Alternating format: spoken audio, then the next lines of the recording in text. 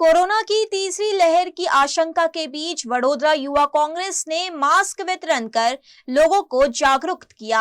देश भर में एक बार फिर कोरोना का कहर फैल गया है। रोजाना बढ़ते मामलों ने चिंता बढ़ा दी है। वहीं वडोदरा शहर में भी पिछले एक सप्ताह से कोरोना के मामलों में लगातार वृद्धि देखने को मिल रही है। कोरोना की पहली और दूसरी लहर में जिन परिवारों ने अपने अपनों को खोया था, उनका दर्द आज भी ताजा है। ऐसे में अब जब कोरोना की तीसरी लहर ने दस्तक दे दी है, तो फिर से कोई परिवार इस महामारी का शिकार न हो, इसी उद्देश्य से वडोदरा शहर युवा कांग्रेस द्वारा जागरूकता फैलाने की दिशा में एक पहल की गई। वॉर्ड नंबर 17 ની અંદર તરસાલી વિસ્તારની અંદર માસ્ક વિતરણનો કાર્યક્રમ ચાલી રહ્યો છે યુથ કોંગ્રેસ દ્વારા।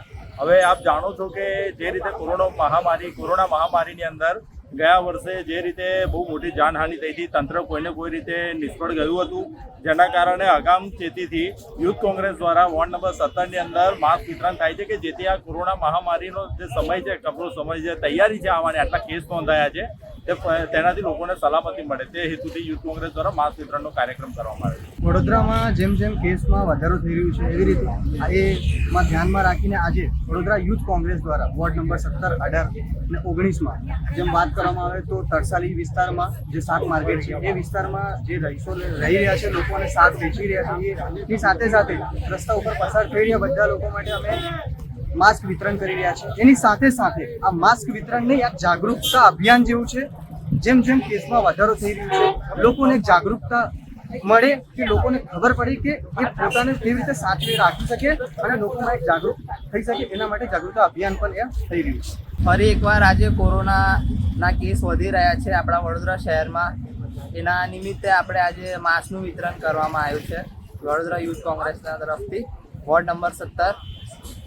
અને આપણે સાવચેતી રાખશું, આગળ પગલાં એવા લઈશું કે કોઈને પાછું થાય નહીં, એના હિસાબથી આપણે માસ્કનું વિતરણ કરવામાં આવ્યું છે। સમગ્ર દેશમાં કોરોનાની ત્રીજી લહેરની શરૂઆત થઈ ગઈ છે અને પાછલા એક અઠવાડિયાથી વડોદરા શહેરના અંદર પણ દિવસે દિવસે કોરોનાના આંકડાઓમાં વધારો થઈ રહ્યો છે।